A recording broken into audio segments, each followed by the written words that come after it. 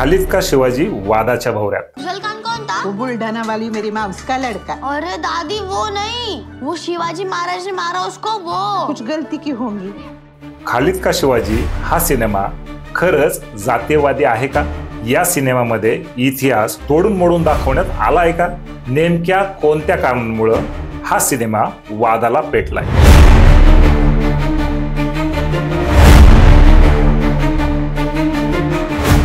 याविषयी सविस्तर माहिती आजच्या घ्या समजूनच्या भागातून समजून घेऊयात। नमस्कार, मी विश्वास, तुमच्या सर्वांचं आजच्या घ्या समजूनच्या या भागामध्ये स्वागत। खालिद का शिवाजी या चित्रपटाचा ट्रेलर 29 जुलै रोजी रिलीज झाला। ट्रेलर पाहून सोशल मीडियावरती याविषयी बऱ्याच प्रतिक्रिया उमटल्या।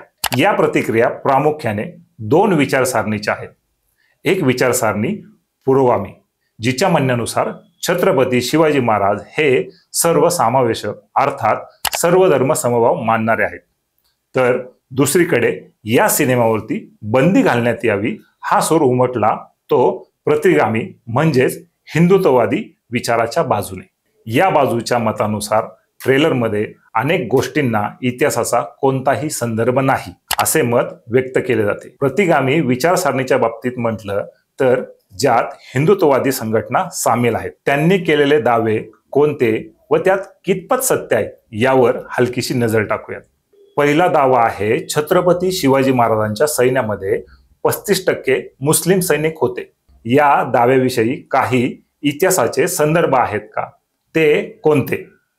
तर सर जदुनाथ सरकार यांनी शिवाजी अँड हिज टाइम्स या ग्रंथात त्यांनी स्पष्ट केलं आहे की छत्रपती शिवाजी महाराजांच्या सैन्यात काही मुस्लिम सैनिक अफसर सुभेदार होते, पण त्यांची टक्केवारी 35% इतकी आहे याचा कोणताही ठोस दस्तावेज सापडत नाही। परंतु मुस्लिम सैन्य हा विषय आल्यास सिद्दी हलाल व दौलत खान या मुस्लिम सैनिकांचा उल्लेख हमखास येतो। त्यातही महत्त्वाचं म्हणजे सिद्दी हलाल व सिद्दी वावा यांनी छत्रपती शिवाजी महाराजांना पन्हाळ्याच्या वेढ्यामध्ये सोडवण्यासाठी केलेले शर्तीचे प्रयत्न आपणा सर्वांस ठाऊक आहे। दुसरीकडे एक बाजू म्हटली तर हिंदुत्ववादी विचारसरणीचे असलेले इतिहासकार बाबासाहेब पुरंदरे यांच्या लिखित राजशिव छत्रपती या पुस्तकात काही मुस्लिम सरदारांची उदाहरणे आहेत। थोडक्यात काय तर महाराजांच्या सैन्यात 35% मुसलमान असोत किंवा नसोत, पण मुस्लिमांचा समावेश हा होता ही बाब टाळता येत नाही। दुसरा दावा म्हणजे महाराजांचे 11 अंगरक्षक हे मुस्लिम होते। हे विधान फार ठोस ऐतिहासिक स्तोत्रांमध्ये कुठेही आजवर सापडलेले नाही। सभासद बखर, चिटणीस बखर यातही याचा कुठेही उल्लेख नाही। काही नोंदीनुसार मात्र छत्रपती शिवाजी महाराज यांच्या अंगरक्षकांमध्ये कसलाही धर्मबद केलेला नाही असे सांगितले जाते, पण आकड्यांची नोंद कुठेही आढळत नाही। शिवभारत या समकालीन ग्रंथात केलेल्या उल्लेखानुसार अफजल खान वधाच्या वेळी 10 अंगरक्षक छत्रपती शिवाजी महाराजांसोबत होते। त्यातील एक व्यक्ती सिद्दी इब्राहिम हा मुस्लिम होता।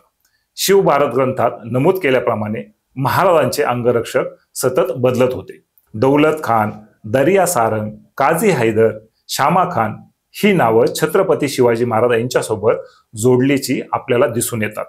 याला संदर्भ म्हणाल तर मराठ्यांच्या इतिहासाची सादरे व शिवचरित्र साहित्य खंड यामध्ये केलेले संदर्भ। त्यामुळे महाराजांचे अंगरक्षक मुस्लिम जरी असले किंवा नसले तरीही त्याचा फारसा वाद निर्माण होण्याची आवश्यकता वाटत नाही।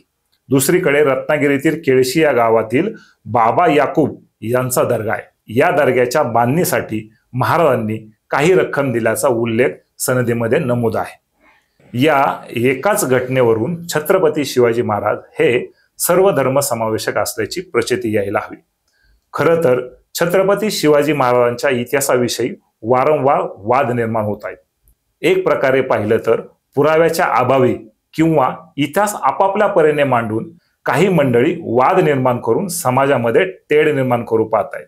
या सिनेमावरून जे रान पेटलं आहे यावरून एक गोष्ट नक्की आठवते, ती म्हणजे शिवाजी अंडरग्राउंड इन भीमनगर मोहल्ला।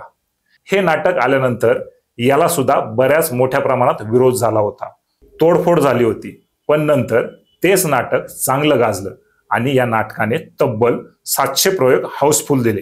बऱ्याचदा असंही होतं की कॉन्ट्रोवर्सी निर्माण झाल्याशिवाय सिनेमाला प्रसिद्धी सुद्धा मिळत नाही. त्यामुळे सिनेमा त्याचं नाव ट्रेलरमधील सार याचं साम्य असेलच याची ग्वाही देता येत नाही. शिवाय सिनेमाचं टायटल हे आहे की खालिद का शिवाजी, अर्थात याचा अर्थ असाही असू शकतो, खालिद नावाच्या लहान मुलाच्या नजरेतून त्याने समजून घेतलेले छत्रपती शिवाजी महाराज दाखवण्याचा प्रयत्न असू शकतो. त्यामुळे सिनेमा पाहिल्याशिवाय एकतर्फी तर्क मांडणे चुकीचे ठरू शकते.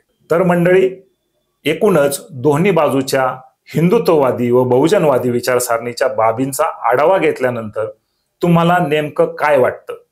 तुमचं मत कमेंट करून आम्हाला नक्की कळवा व अशाच महत्त्वाचे विषय समजून घेण्यासाठी चॅनलला आजच सबस्क्राईब करा. घ्या समजून आपल्या भाषेत.